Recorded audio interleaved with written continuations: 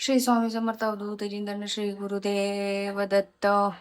मला एक सांगायचं की आज अधिक पुरुषोत्तम मास मधली पौर्णिमा आहे. तर आज पौर्णिमेच्या दिवशी कोणकोणती पूजा केली जाते म्हणजे अधिक मासामध्ये.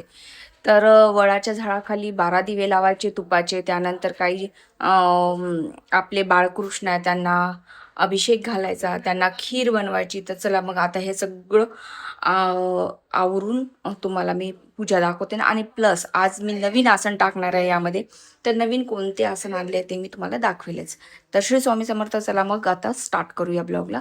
आता मी तुम्हाला देवघर हे सगळं काही दाखवणार नाही. खूप जण म्हणतात ताई तुमचं देवघर खूप छान आहे, पण देवघर छान असून किंवा सुंदर असून होत नाही. त्यामध्ये भक्तीचा वास असला पाहिजे, भावना असली पाहिजे आणि आपल्या श्री स्वामी समर्थाची आज्ञा असली पाहिजे. त्या आज्ञेनुसार आपण ते सेवा करतो, ते आपल्याकडून सेवा करून घेतात. आणि दुसरी गोष्ट, स्वामींनी आपल्याला निवडलेलं आहे, ही गोष्ट लक्षात ठेवा. ब्रह्मांड नायकांनी निवडणं हे खूप सोपी गोष्ट नाही आहे, प्रत्येकाच्या भाग्यात नाही आहे. सगळ्यांना सुख संपत्ती लोभ हा मोह माया सगळ्यांनाच असते, पण भक्तीकडे वळण्याचा मार्ग मात्र प्रत्येकाला नसतो. त्याच्यानुसारच आपण ती भक्ती स्वामी आपल्याकडून करून घेतात असं म्हटलं जाते.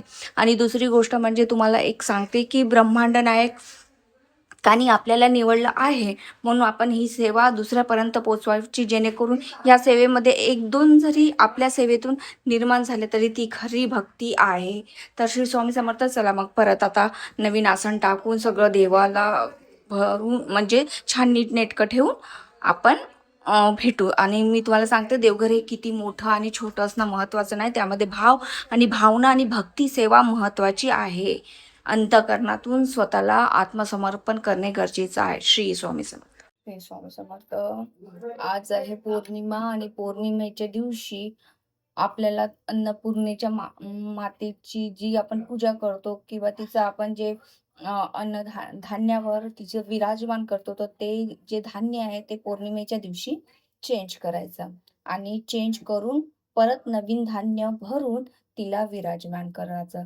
कारण की अन्नपूर्णा माता आपल्या घरामध्ये सुख समृद्धी आणि शांती आणि आपल्या घरामध्ये सर्व काही अन्नधान्य, आपल्या घरामध्ये कुठल्याही गोष्टीची कमतरता नसते व आपल्या घरामध्ये अन्नधान्याची पण कमतरता नसते. त्यासाठी दर पौर्णिमेला अन्नपूर्णा मातेच्या म्हणजे खाली ठेवलेल्या धान्य हे चेंज करायचं असते. श्री स्वामी समर्थ. श्री स्वामी समर्थ. श्री स्वामी समर्थ. अवधूत चिंतन श्री गुरुदेव दत्त. आज अधिक मास मधला पौर्णिमा आहे. आज पौर्णिमा असल्यामुळे आज श्रीकृष्णाचा अभिषेक करायचा. तुमच्या घरी जे वस्तू अवेलेबल आहे ती गोष्टीने अभिषेक करायचा. जी पदार्थ तुमच्या श्री स्वामी समर्थ. अवधूत चिंतन श्री गुरुदेव दत्त. आज अधिक मास मधला पौर्णिमा आहे. तर आज अधिक मास माहिती आहे तुम्हाला, विष्णू काळ आहे. विष्णू काळ असल्यामुळे आज आपण विष्णूंना, आज पौर्णिमा असल्यामुळे आपल्या बाळकृष्ण किंवा कुठली मूर्त असेल तर अभिषेक करून घ्यावा. हा अभिषेक खूप चांगला असतो, केल्याने तुम्हाला खूप चांगला लाभ मिळतो. तर श्री स्वामी समर्थ अभिषेक करून घ्यायचा दुधानी दयानी. जे तुमच्या जवळ जी वस्तू अवेलेबल आहे त्यांनी. ओम कृष्णाय वासुदेवाय हरिये परमात्मने प्रणतकल्शनाशाय गोविंदाय नमो नमः. श्री ओम कृष्णाय वासुदेवाय हरिये परमात्मने प्रणतकल्शनाशाय गोविंदाय नमो नमः. ओम वासुदेवाय नमः. ओम वासुदेवाय नमः. श्री स्वामी समर्थ. श्री स्वामी समर्थ. अवधूत चिंतन श्री गुरुदेव दत्त. आज अधिक मास मधला विष्णू काळ सुरू असल्यामुळे आपण आज पौर्णिमेने निमित्ताने श्रीकृष्णाची पूजा करून घेतलेली आहे, अभिषेक करून घेतलेला आहे. ओम वासुदेवाय नमः. ओम वासुदेवाय नमः. ओम कृष्णाय वासुदेवाय हरे परमात्मने प्रणतकल्शनाशाय गोविंदाय नमो नमः. श्री स्वामी समर्थ. हे बघा, हे नवीन आसन आहे. किती छान आणि सुंदर दिसत आहे देवघर.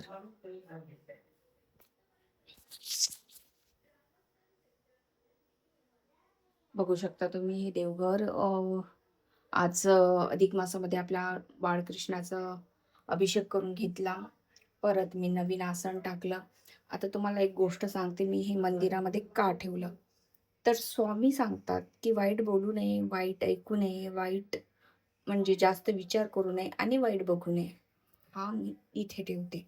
तर हे जे आहे, हे एक संदेश आहे आपल्यासाठी, जो स्वामी सांगतात.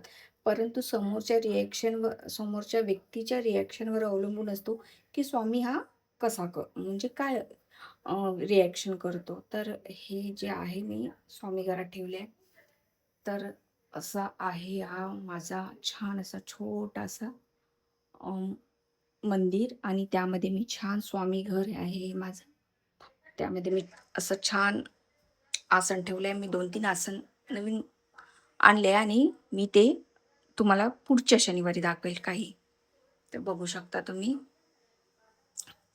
ही देवघराची सर्व देवांना घासून पुसून नीट नेटकं ठेवलं स्वच्छ आणि त्यांना तिलक वगैरे करून घेतला.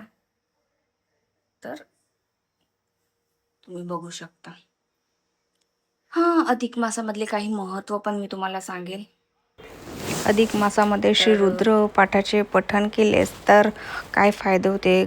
लक्ष्मी घरी टिकून राहते, आजारपण येणार नाही, कसलाही ग्रहदोष राहणार नाही, घरामध्ये पॉझिटिव्ह ऊर्जा टिकून राहते, घरामध्ये कलह होणार नाही, कोणत्याही कामात अडथळे होणार नाही, काळी जादू किंवा बाहेरची बाधा असलं काही होणार नाही, अन्नधान्याची कमी भासणार नाही किंवा कुठल्याही अशा रोगराईपासून तुम्ही वाचणार.